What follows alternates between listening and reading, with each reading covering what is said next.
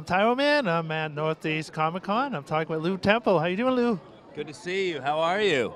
Nice Good. to be here on Tyro TV here at the Shriners Auditorium in Wilmington, Massachusetts for the Northeast Comic Con Collectibles Show. We're having a big time. It's the holiday season, so a lot of people are out doing their last-minute Christmas shopping, and we've got a lot of cosplay going on, obviously. Though you're an original. You're not cosplaying anybody, Tyro. You're making it happen on your own. Yes. And but it's good to be here. Most of you know me as Axel from The Walking Dead, and we're here amongst all the audience. I like to refer to the group of attending people, the audience, as opposed to fans, because I think they do so much more than just be fanatical. I think they participate quite a bit in all the things that they appreciate so much. Yeah, cool. So how did you get started in acting? You know, the story is pretty short. I followed a girl into an acting class. I wanted to get to know her a little bit and chat her up for a date or a potential something. And I saw what they were doing on stage, and it struck me as that was something I could do, and I really couldn't. So I then took it upon myself to follow up and go back to school and learn how to do that. And so I went to Brooklyn College and learned to act. So what else have you done besides The Walking Dead? Well, I have spent some time in the horror genre, obviously, doing Rob Zombie movies, Devil's Rejects, Halloween, Super El Bisto, and most recently 31, which is just out now, his very visceral, violent movie about captivity and being tortured by psycho clowns. So that keeps me busy a little bit. But I've also done movies, action movies like Unstoppable with Denzel Washington and Chris Pine, The Lone Ranger with Johnny Depp, animated feature Rango, where we won an Oscar, which was great. I do a television show, Longmire, which is on Netflix, a show, Wicked City, which was on ABC. So I try to stay busy, and I try to work across the gamut of drama every which way that I possibly can. Do you have a favorite, like the horror or the animation? Or? I don't know. I just like telling good stories, to be honest with you. So if there's a good story to tell, then I will be a fan of it, and I will likely participate. Cool. Now, do you have a website and things people want to follow? A lot of people can follow me on Twitter. Okay. Lou Temple Actor is my Twitter handle. Very original, I know. I have a Facebook page. It's a fan page, but they always get me the messages. So if anyone reaches out there, and just keep up with what I'm doing on IMDb. That's a good place to find me. Okay, great. Yeah, ma'am. Cool. Any last words for our audience? Well, I think I like to live by the credo, no man or woman can walk out on their own story. And at some point, you have to tell your story. So I say get on with it and tell your story, because the world will listen. Great. Thanks for taking time. My pleasure. Thank you. Thank you. All right. Hi, Tyro Man, and I'm at Northeast Comic Con. I'm talking with Candy Clark. How you doing, Candy?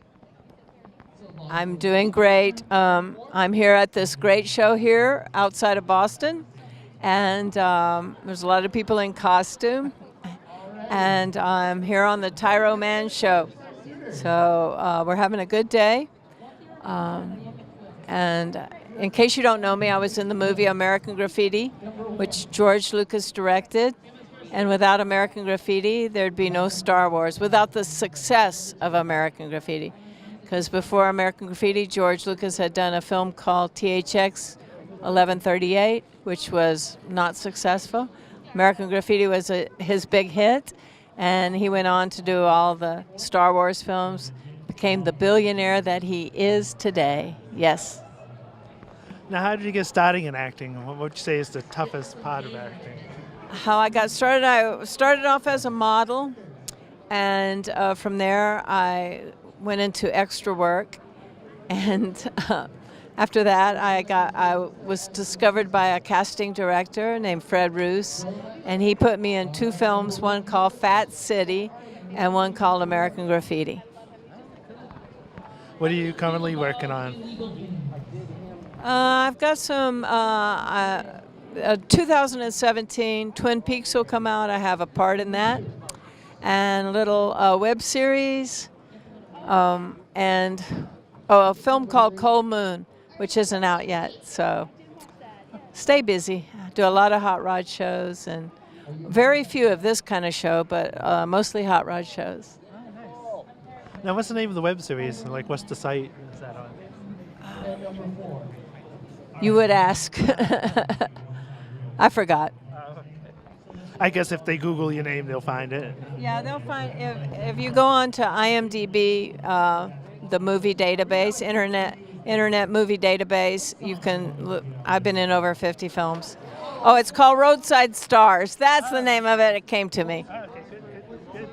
Now, do you have a website if people want to follow you or anything like that? Or social media or any of that stuff? I have a Facebook page, but there's a lot of people on that, and that's about all the social thing I do. That takes up enough time. Well, I want to thank you for your time. You're very gracious, and I appreciate it very much.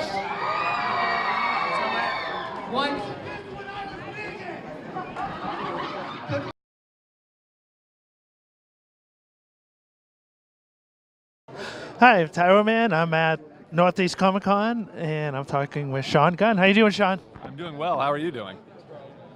Good. Yeah. So how was it working on the Guardians of the Galaxy? How much fun was that?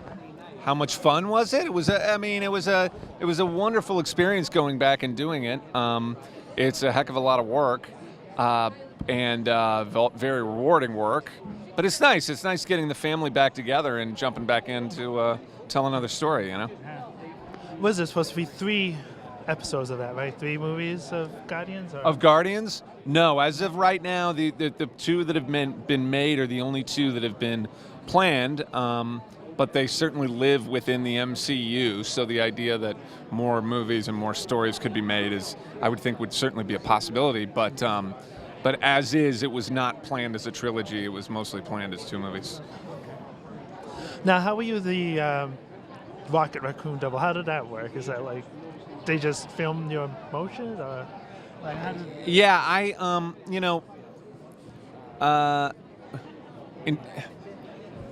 I'm one member of the team that creates Rocket Raccoon. Okay. So I was hired originally to sort of just play Rocket on set, to be a real actor for the other actors to play off of, so that they're not working with a blank space or whatever, and ended up not only working with the other actors, but also the VFX team uses my face and a lot of my movements for reference. So it's sort of just one part of the puzzle. From my point of view, I prepare the way I do for any role, but not as much of me ends up in it. I do my thing, and the VFX team comes in and starts to put together a rough idea of the character, and then eventually Bradley Cooper comes in and fleshes the character out and breathes life into him by doing the voice. So I'm just, I'm a member of a very cool team. Cool. Now, were you into comics at all growing up, or follow them now at all? My brother James was always a big comic book guy, and so I would get a little residual education from him. But I was not a huge comic book guy. It's not really totally my thing, but I certainly love it now. Now, you do more than just acting. Like you're a screenwriter. You do other things I've seen from your bio. What do you like working on? I've done a little bit of writing and a little bit of producing, but I'm basically an actor, and I identify as an actor. I always have. I was born an actor, and I will die an actor. So that's really what I love doing the most, and what I identify with the most. But actors are storytellers, just like writers and producers are. So when I can get into the other, any other part of the storytelling process, I'm always happy to do it. So how did you get started in acting? I always wanted to be an actor, and I kind of always focused on it. I auditioned for good acting schools when I was getting ready to go to college, and I auditioned for a few conservatories, and ended up getting into this really great acting school, and just always sort of had baby steps in my career. I graduated, I started doing theater, I started doing commercials, ended up moving to LA, did episodic television, et cetera, et cetera. So I was always kind of doing it. What advice would you give to somebody trying to get into it now? The main advice I would give anybody who wants to break into the acting business is, number one, do it as much as you can. You know, do theater, do small projects, do whatever you can so that you learn about the actual craft. Care more about the work than you do about any fame or anything you're going to get out of the work. Care about the work itself, you know, and try to love and be compassionate towards human beings. I think that's the way artists kind of deliver their best work, is when they try to understand people. Now, do you have a website if people want to follow you?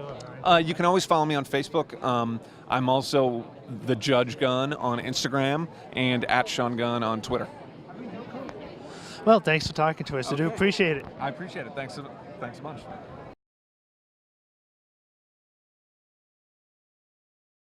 Hi, Tyro Man. I'm at Northeast Comic Con. I'm talking with Barry Corbett. How you doing, Barry? Great, thanks. Nice to meet you. So tell us a little bit about your books that you guys are selling. Okay, I do comic strips, panel cartoons, and comic books. I started with the comic strips originally. We have 3 books based on my 2 cats, Ginger and Shadow. It's called Kitty Nirvana is the first book. Won a couple of book awards from independent publishers. The second one is it's a cat thing. So it's based on the real Ginger and Shadow. Pictured on the back, and it's set up like a newspaper strip where you have your daily adventure, and then the plot goes on for 4 or 5 days and a sequence of events. Then you move on to something else. So it's a web comic right now. Oh, okay. Yeah, and I moved on from that, started doing panel cartoons, selling them to magazines. So we collected a bunch of those into a book called Embrace the Pun, which is the first of the pun collections here. Oh, okay. Yeah. These are all available on Amazon and on our website, CorbettFeatures.com, which you can see right on the sign. Okay. So what I do is we mail them out every month, about 10 cartoons to each major magazine. And you wait till it gets either accepted or rejected, and then you move on to the next magazine on the list. So at any one time, you have 5 or 6 sets of cartoons going on at once. So there's a constant cycle of panel cartoons, always in review, always looking for the next sale. So that's how most panel cartoonists make their living. Oh, okay. Fine. So it's become tough, though, because a lot of the magazines have gone under, stopped publishing, and there's less and less of them. Where there used to be 20 or 30 major magazines regularly buying cartoons, now there's maybe 10 or 12. And there's still 200 or 300 cartoonists out there competing for those spots, so it's become a really tough nut to crack. Wow, that does sound difficult. Yeah, it is. If you can get stuff into someone like the New Yorker or Reader's Digest, where they pay $600-700 a cartoon on a regular basis, you can make a living, but that's not easy to do, you know.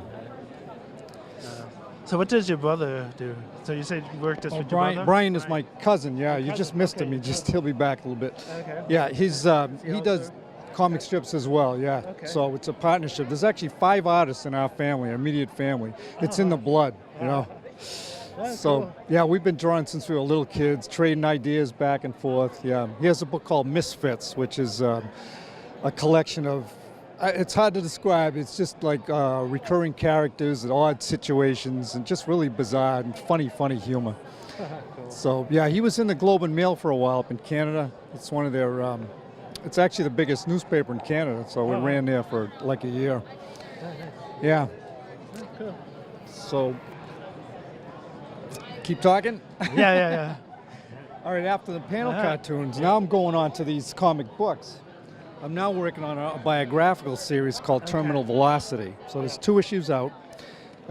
It's based on my real life, which may sound dull, but I did some crazy things when I was young, and I thought it'd be fun to write about them. I used to be a nice. skydiver. I used to be a scuba diver. I played 30 years. I played ice hockey, and just all kinds of bizarre, strange things would happen to me. So the first issue was out 6 months ago, and I just came out with the second one. Now I'm halfway through the third. Okay, cool. And we started a company called that's Griffin Comics for the comic books. Yeah, I'm in so many different directions. Right. Griffin Comics is the biographical stuff. Oh, cool. So that's posted on 2 or 3 different websites. You can read them on smackjeeves.com and on our own website, Corbett Features. Oh, okay. Yeah. So, and that will be, I'm going to collect those into a graphic novel once I get to 100 pages. Oh, nice. Yeah. So I'm about halfway there now. Now, do you guys go to a lot of these conventions? We do 5 or 6 a year. Yeah, we move around. We don't do the same ones over and over again. There's a few that we really like and come back every year, but we try to find the ones where our stuff is a good match for the market. Like it seemed to be a lot of toys here and comic books and everything. We seem to do better at the small press collections, like the Small Press Expo and a Maine Comic Arts Festival, things like that, where you just have independent, solely self-published stuff. Yeah, well, local authors. Okay, cool. Oh. So how did you guys? So you guys just started when you were kids, just drawing. Like, what was the first strip you actually got to sell? Like, how did you guys break into the industry?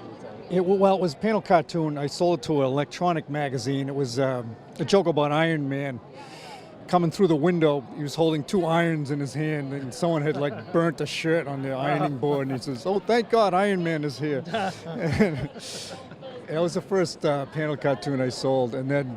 Of course, that gets you going, you know, and one success, and you're inspired to keep approaching other markets. And I started reading up on how other panel cartoon guys make a living, and I learned the process. You know, it's really the only way to do it. You have to keep that stuff out there constantly mailings and emails and PDFs going out, and it's a lot of. It's actually more marketing than it is drawing and writing.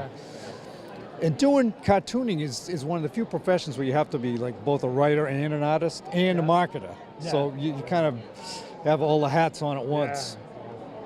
Yeah. But if you're aggressive, you can sell them. Okay, cool.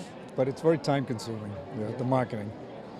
Okay. So if people can find you guys at your CorbettFeatures.com. Yep, smackjeeves.com and The Duck. Okay, cool. Website for creators. Okay. Well, thanks for talking to us. Yeah, great meeting you. Thank you. Yeah, thanks.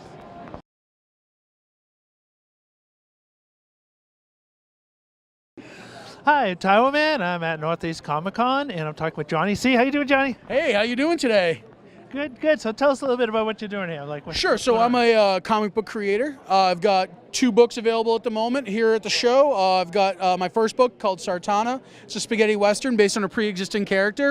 And I have my other book I'm debuting at the show. It's called Surrounded by Death. What it is it's a cross between Mallrats and The Walking Dead. So it's about people living in a mall in the post-zombie apocalypse. And they're, the first story arc of the book is they venture out into the danger zone for coffee. So it's kind of a spoof. They gotta have coffee, right? So it's kind of a spoof in the sense of, the priorities being in the creature comforts. Just kind of like when your internet goes out now, it's like some people are lost and they don't know what to do. Same kind of thing. They're just venturing out to kill zombies because they need that coffee. So I was actually lucky enough, I have a local coffee provider, Sudbury Coffee Works, that actually I partnered with them and we made the blend from the book. So we have a coffee blend available here at the show. Here, I'll grab a bag. Espresso Presto, which is the coffee shop in the mall that we developed this blend as seen in Surrounded by Death. So we're just selling some coffee at the show. These things will be available at future shows with different branding and things of that nature. The Surrounded by Death cover is an exclusive for Northeast Comic Con. Oh, cool. So, and we also have mugs. Yeah, we got some mugs going, because what's coffee without a mug? You know what I mean? You got drinking or something? Yeah, so we got some mugs to go with it. And, we're just kind of hanging out at the show. I just got done with a script read with some really great talent. I had Jack Hammer from Bill Diamond Productions over here around the corner. A couple other guys, Blue Streak from Beyond the Horizon Radio, as well as Noel McNeil, who's known for, he was Blue and Bear in the Big Blue House, which was pretty cool. Yeah, it's not too bad. Nice. Now, what are these buttons? They have just a So this button is kind of like a preview. It's for my upcoming book It's called Clark and Five. That is that's another post-apocalyptic story where artificial intelligence has become the superior race, and humans kind of like take a second rung. So as a result, they're kind of pushed out into outskirts of cities with no electricity. So they're kind of like seen as inferior. And through that, a young man actually encounters a robot by the name of Five, and it's kind of about their unlikely friendship. And Five, here's a sample of Clark and Five, if the camera can see it, I'm not too sure. Clark, just your average boy, and then Five, who is a robot who's got an affinity for kittens. Nice. And that's so we got a little preview here in the button for Clark and Five. That should be available at the next Northeast Comic Con come June. Okay. All right, Yep. cool, And cool. here you go, man. Have a button. Oh, thanks. Definitely. Now, are you the writer, the artist, both? Oh, so I'm the writer for all these comics. My creative team on Sartana is I wrote it. Joe Arnold, he's the illustrator. The colorist is Eugen Betevu, who's from Moldova. And then the publisher was out of Austin, Texas. Now, for Surrounded by Death, my illustrator is Joe Martinez from New York. I met Joe at New York Comic Con. The creator of the story is Mark Elliott, who I partnered with him. I met him in San Diego. So at the San Diego show and the New York show, I met both pieces of talent, and I bridged that gap. And we came together and we made the book. Nice, nice. Yep. Cool. So we're just really, the idea is just to kind of, put creators in touch with one another. And, when you're working as a team from all over the U.S., you become, not just one beacon saying, hey, buy my book. You have people from all over the U.S. saying, hey, check out the story. Gives you a little bit more traction. Yeah, cool. Now, is there a website if people want to find out more about it and Yes. stuff like that? So all my stuff's on Facebook at the moment. So if you're on social media, you can find us at facebook.com. For me, it's facebook.com, as in your Johnny C. Then you can find Surrounded by Death at facebook.com, Surrounded by Death Comic. Sartana, facebook.com/Sartana the comic book. And Clark and Five is facebook.com/Clark and Five. All right, cool. Excellent. Very good. Well, thanks for taking time to talk Thank with you us. so Appreciate much. it. Yeah, appreciate it, man. Have a good one. Enjoy the rest of the show. You too. Excellent.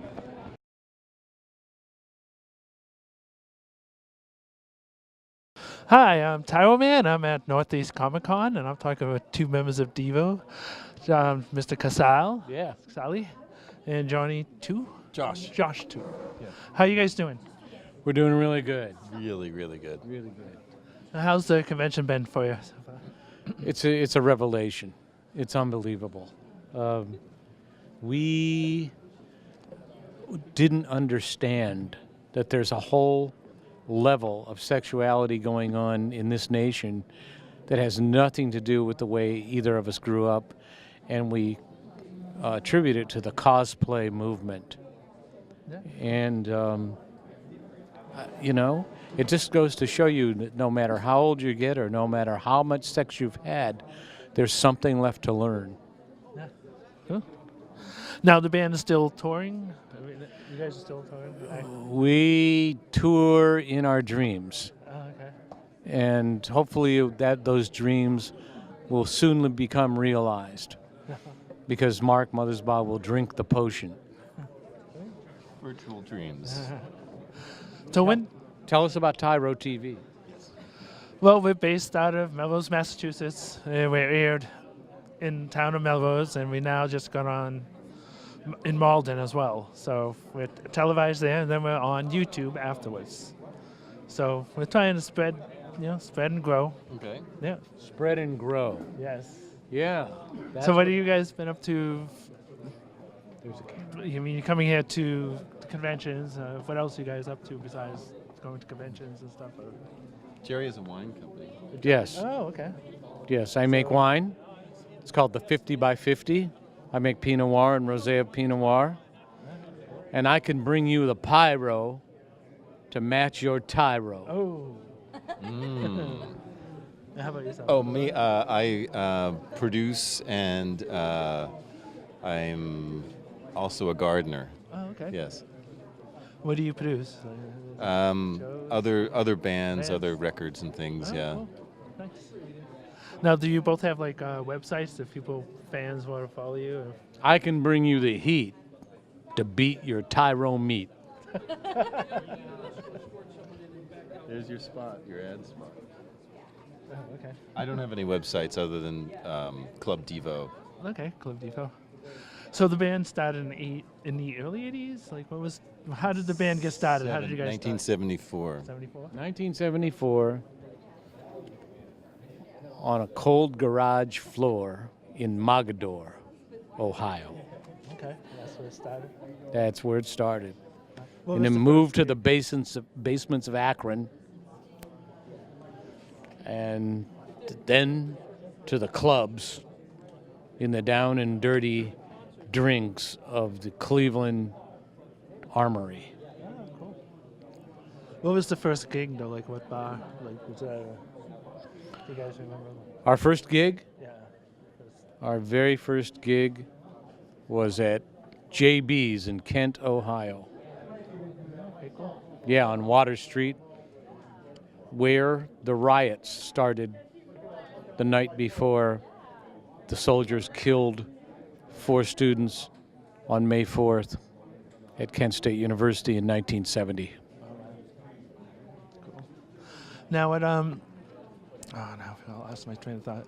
Oh, so when MTV came on, is that when you guys got really big? As I remember, the Whip It video is it's pretty fun. Yes, we whipped it. We whipped it real good. We whipped it real good. We whipped it with a whip. We whipped it with whipped cream. And we whipped it in our pants. So what advice would you give to young musicians trying to start out and get their band up and running? Quit now while you're ahead. Mama, just don't let your kids grow up to be Devo. Are you guys going to be doing any other appearances, other conventions? Like, how many conventions do you guys go to in a year? We mostly work prisons. We do community prisons. Oh, nice. Yeah. Because those people can't get out and see things. Right. No. So we bring the show to them. Oh, that's cool. And they particularly like our energy domes because they prefer to use those for vomiting and urination in their cells compared to what they have. And they're easily cleanable and reusable. It's incredible. Yeah. It's adorable, too. I can see. Yeah, and adorable. Cool. We'll bring the pyro to your Tyro. Well, I want to thank you both for your time. It was great talking to both of you. It was super. Thank you. Thanks a lot.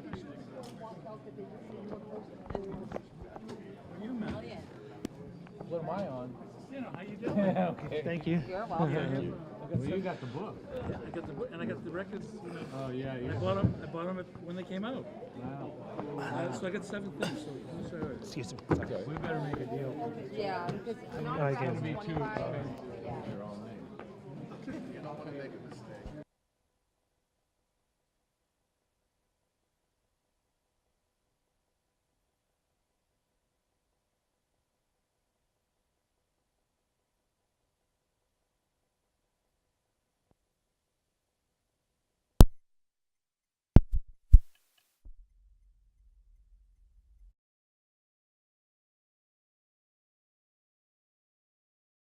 Hi, I'm Tyro Man. I'm from Tyro TV, and I'm here at Northeast Comic Con, and I'm talking to Charlie Fineman. How you doing, Charlie? I'm doing great. What a blast. This is a fun time. Yeah, cool.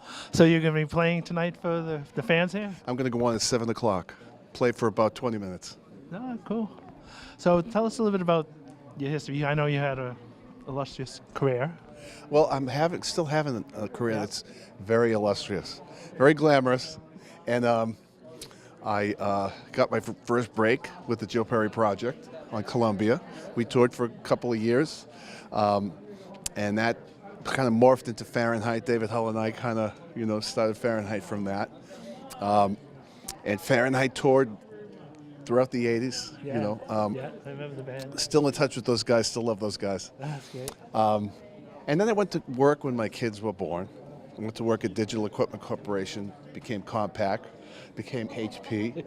And by the time HP was there, I was doing very well enough to retire early and get back into music full time. So now I perform as a solo and working on my 17th record, which I'm very excited about. That's a lot of work. And it's going to be called Charlie Farren, Guitar and Voice. And it's going to be just one guitar and one voice. Nice. And fantastic songs. So that's the way I'm kind of putting it together. I'm really excited about that. So can you tell us any of the songs that you're going to be putting on? Well, tonight I'm going to be playing at least several of at least 2 or 3 of my new songs. And the songs really reflect, one of the songs is called True Story. And the story I tell in front of that was my sister said to me one time, Charlie, you should make a gospel record. You know, I thought for a minute. And I said, I am making a gospel record. You know, all of my records are my gospel, you know, in a lot of ways, because they're all true. And one of the songs is True Story, so I'll do that one tonight. The Powers That Be is another great one. New Word. You know, Always is one of my favorite ones. Don't Believe Your Eyes is a good one. So I'm excited about it, and I was making good progress on the record until I broke my finger. Can you see? Oh no! God! So I'm relearning some of the songs and getting back into it. But I said to my wife, I said, after I recover from this, I'm going to feel so mighty, right? Right. So this was a blessing and surprise because now I'm feeling mighty. I'm doing shows again, and I think playing better than ever. Nice. That's cool. Wow. So I'm going to be down in Melrose Cable. Okay. Doing some of my new songs on video. I spoke with Jeff. Awesome. And so the great Jeff Mate. And so I'm looking forward to doing that. Yeah, that should be fun. Fun. That's great. So, any stories from something a fan, maybe like outrageous fan, maybe done like through all your touring? Like, what's like the craziest thing a fan ever done? A fan has ever done? Yeah. Well, I don't think fans do crazy things. Fans do awesome things. Okay. We have fun on the road. You know, we have a blast. I love working with the band, but now I'm really trying to establish myself as the guy who plays solo, nylon string guitar, which is a classical guitar. Nobody's doing rock shows with a classical guitar. So I'm doing rock shows solo with a classical guitar. So I'm focusing on that. Yeah.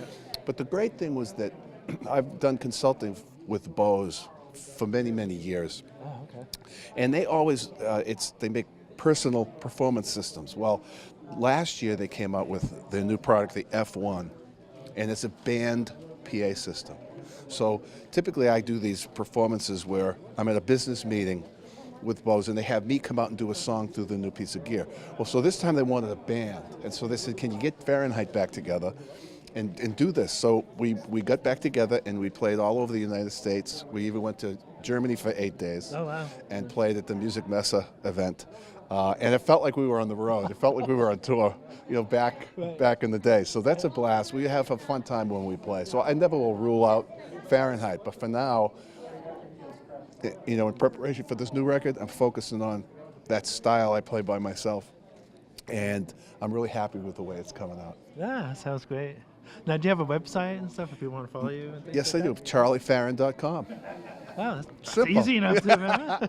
It's simple. And I'm very, you know, we're right next to Devo. I saw you talking with them.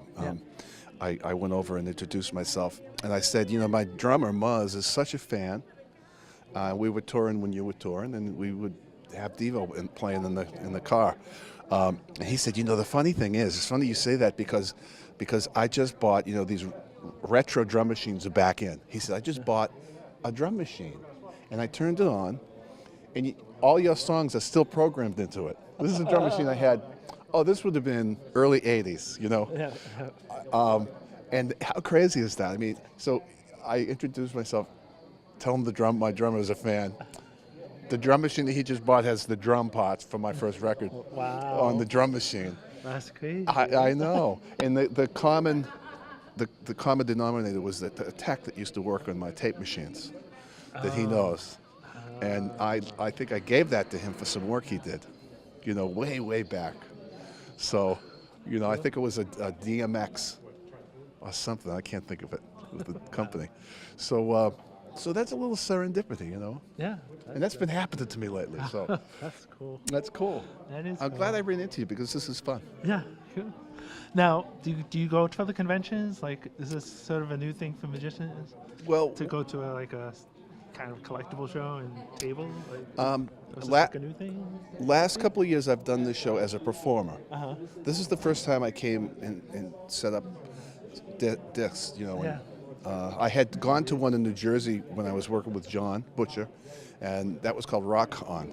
Okay. Rock On, you know. Okay. And it was fun. It was a lot of other bands were there. A lot of Paul Revere and the Raiders, Tommy James, Vanilla Fudge. We got to know Spanky and our gang. Steelers Wheel. The Beach Boys were there. Martha and the Vandellas.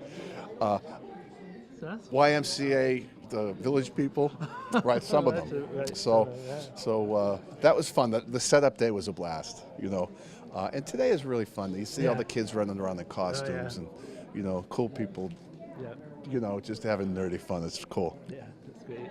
Yeah. Well, thanks for talking to us. I do appreciate it. Thank you. We'll take that.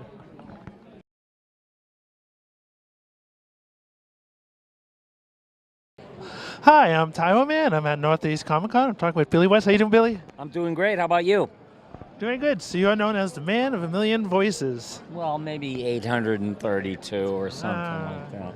Yeah, we round up. It's easy. Yeah. So you have a long career. You've worked on a lot of different shows. Do you have? Does any favorites stand out, or do you like whatever you're working on at the time? It's your favorite kind of thing. My favorite show was Futurama, and I have separation anxiety. I really miss it. Because I did so many characters and the writing was so good, I don't want to live on this planet anymore. Careful, let them in. I made it with a woman. Young lady, bring me a sandwich from the dumpster and leave the maggots on it. And, so on and so forth. Yeah. There he is. Shut up and take my money. And those are the rewards of a misspent youth, everybody. Cool. What are you working on currently? Like what's on the horizon? Well, I'm still doing the M&M's commercials. I just did like 62 episodes of a show that has not been announced officially, so I can't tell you what it is. I'd tell you, but I'd have to kill myself. We don't want that. No. Do you know when that's about? Is that going to come out next fall, or do you know? Unknown. Unknown? Okay. No, I think it might be Netflix, but that's all I know. Oh, okay, cool. Yeah. Yeah. Can you give us the genre? No, not really. Oh, okay. Can't Cool. do it. I've learned the hard way. You Yeah. don't go announcing before the network does. Yeah. Oh, you get in big trouble. Yeah, you do.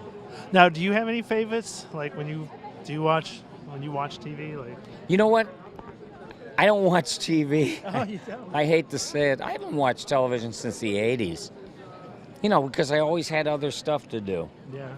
Yeah. And I wanted to remain as pure as I could. I didn't want to be like influenced anymore. All the influence from television came out of my very young life, my youth. Yeah. And that's all I needed.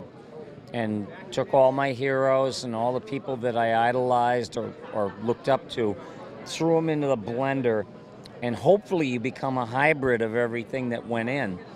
And then you create your own style. What was the first job you had? First animated voice work? It was a show called Beanie and Cecil. It was on ABC. It lasted about 4 or 5 episodes, if that. And what I did was the voice of Cecil, the seasick sea serpent. And his little friend was Beanie. And there was Captain Huff and Puff. And they had adventures out on the high seas, And the description for Cecil was lovable, gullible, armless, harmless, 10 feet tall, and wet. Okay. I'm coming, Beanie Boy. Nice. Cool. Now, what advice would you give to like a young, aspiring actor who wants to get into voice? The advice I'd give to anybody, like if you're in college, get out now. there's nothing out there for you. And that's, no one's going to be more honest with you than me, because I know there's nothing there. What there is show business. You don't have to be the man or woman in the spotlight. If you can cook gourmet meals, you can get a job in show business. If you're a carpenter, you can get a job in show business. Plumbers, everything, every walk of life is covered somehow. If you can design dresses, you can get a job in the entertainment business. If you do graphics on a computer, you can get a job in the entertainment business. The difference is there's unions in Hollywood, and they have medical benefits and pensions. That's something that no one's going to guarantee you, period, end of sentence.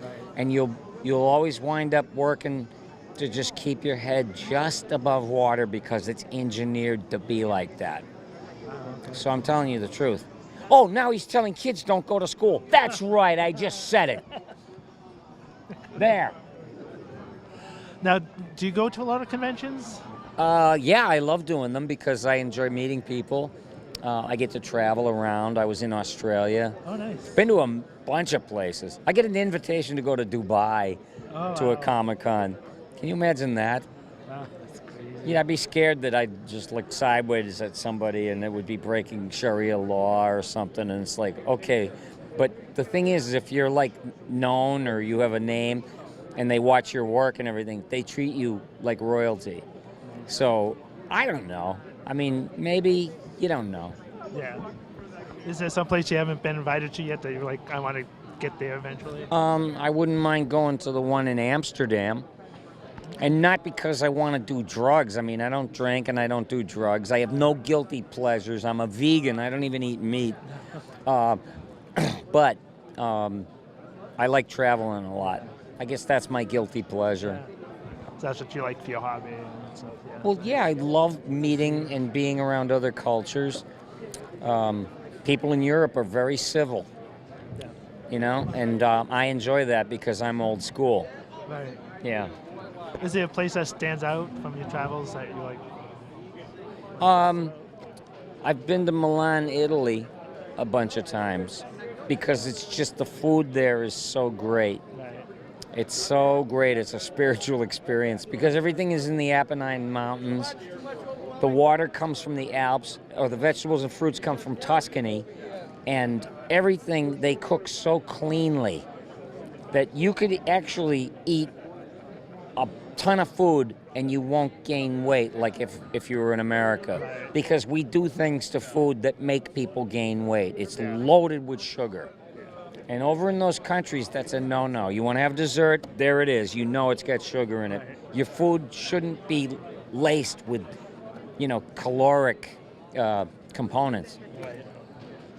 Now, do you have a website if fans want to follow you? And I'm on Facebook, and I have a Twitter page. I'm on Twitter. Oh, okay. It's the Billy West, at the Billy West. And I also have a podcast. Oh, okay. And you can find that on the online at billywestpodcast.com. Oh, awesome. And I'm having fun with it. I didn't want to interview my friends, my very talented friends, because I'm a lousy interviewer. So I created content. I write stuff, I created characters, and I do them all.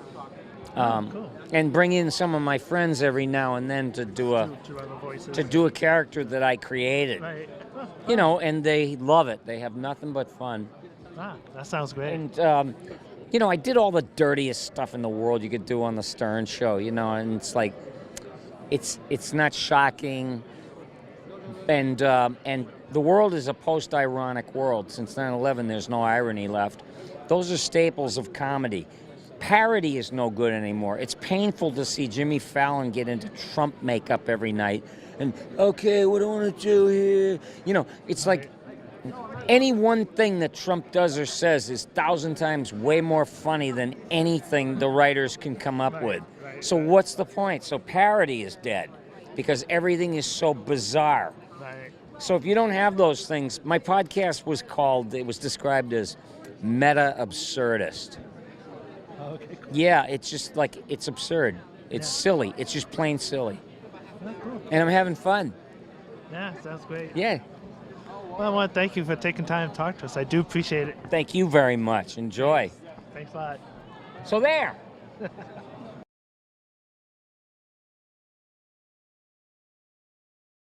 Hi, I'm Tyro Man. I'm at Northeast Comic Con. I'm talking with Ariele Seiling. How you doing, Ariele? Good, how are you? Good, good, good. Sorry. So tell us a little bit about the books that you have. Sure, I have two series. I have a science fiction series and a children's book series. Science fiction is set on another planet. They're kind of light, funny, Douglas Adams style science fiction. The children's books are Rutherford the Unicorn Sheep, and they're all photographs. So I take pictures of a little unicorn sheep and doing fun things, and they all have an educational component.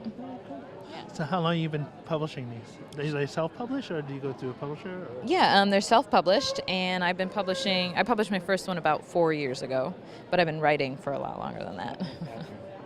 What was the first book that you got published?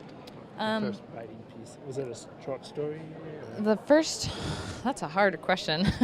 I had a couple things published in small publications, like high school newsletter, college, that kind of stuff. But the first book that I published was The Clock Winked. I published my sci-fi series out of order. So the second book I published first, and then I published the first one. And then I have a bunch of short stories in different magazines and anthologies as well. Oh, cool. Now, do you go to a lot of conventions like this one, or? Yeah, I do a lot of the smaller conventions. Can't quite, the big ones are still a little out of my range at this point. But I've done Granite State Con. I've done this one twice now, I think. Some of the other local ones. Okay. Do you go to a Regio and BosCon? No, I haven't been to that one. You might want to look into the BosCon is really big on authors. Yeah. So you might want to okay. check into Yeah, I'll check that one out. Yeah, it's in February. Okay, cool. Thank you. Now, do you have a website if people want to find out more about your books and things like Yep. The easiest URL to go to is unicornsheep.com. Okay, cool. Yeah. Right, great. Thank you Well, so thanks much. for talking to us. Yeah, absolutely. Nice to meet you. Yeah, nice to meet you.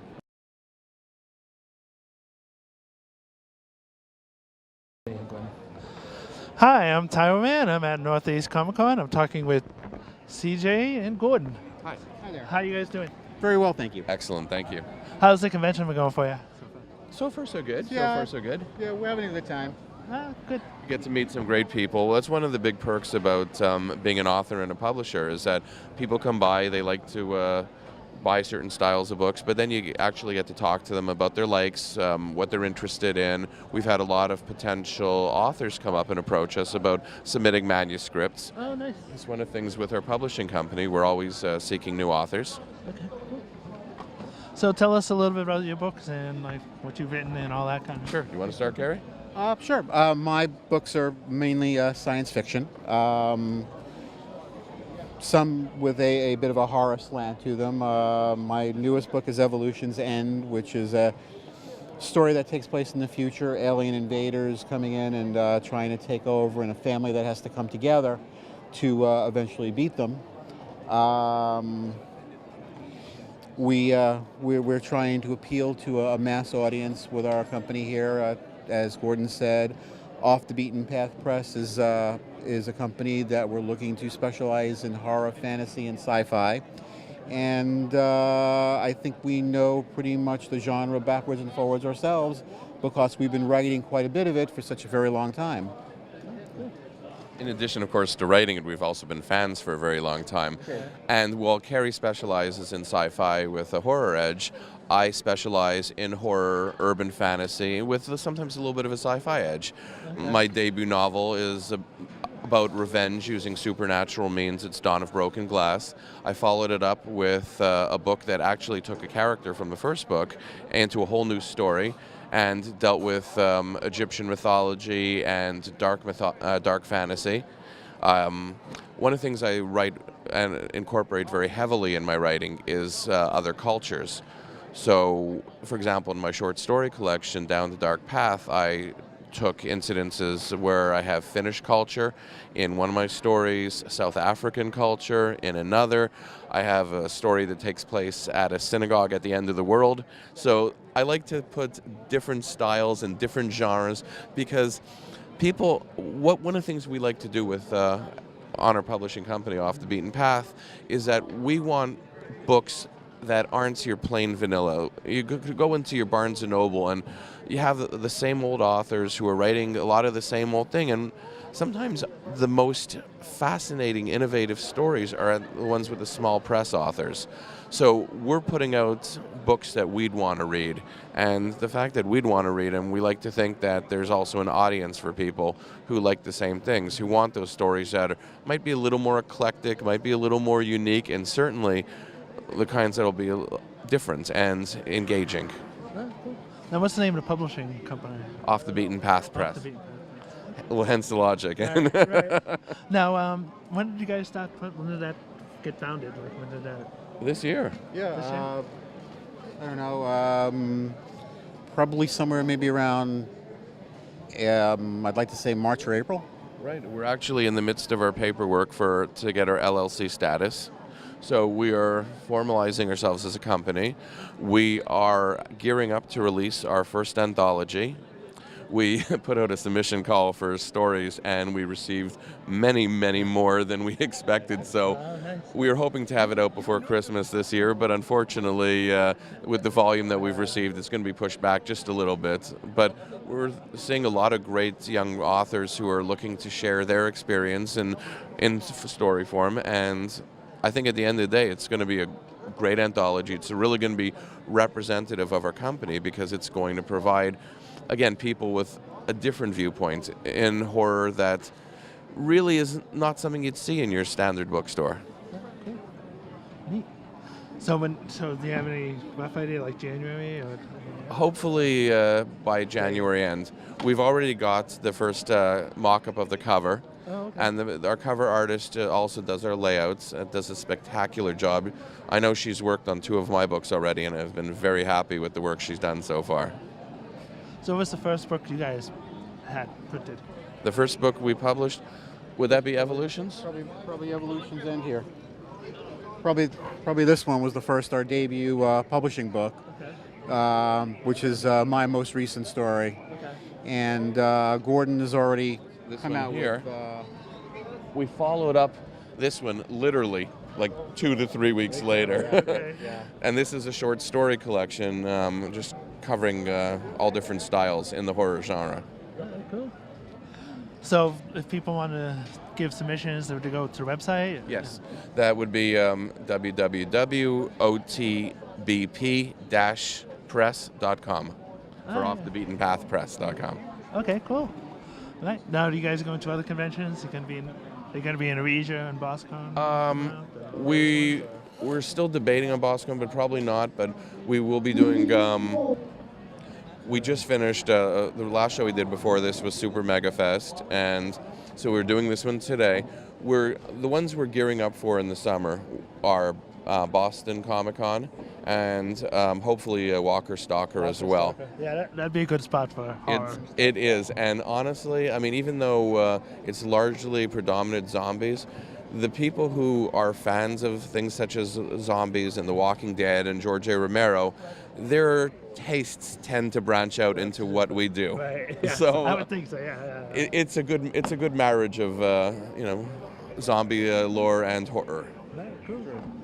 Well, thanks for taking time to talk with us. We appreciate it. Thank you. Anytime. Thank you very much. A pleasure. Thank you. Well, a song about never saying never and never being told what you can or cannot do. This is one of us.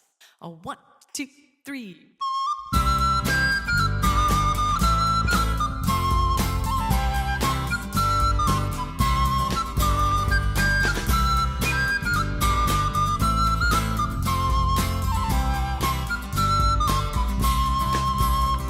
Before I got to fighting, or when fighting got to me, I looked to find examples on the field of chivalry, and I saw mighty arms, much stronger than my arms could ever be. So I thought perhaps that field was not for me. But still I stayed and watched the fighting till one figure stood apart, in armor newly fashioned and a helm more pot than art. But each blow is thrown with honor and a lightness of the heart. So I took that step which soon became a start. 'Cause she was not the biggest fighter, nor one to raise a fuss, but I remember being proud that she she was one of us, and we might never stand together in a shield wall side by side. Because of her, I lift my sword with pride.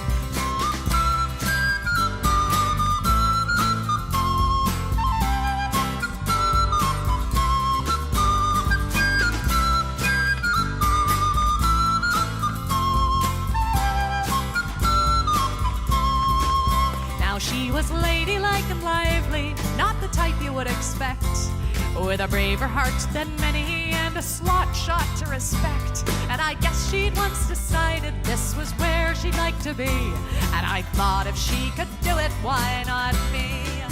'Cause she was not the biggest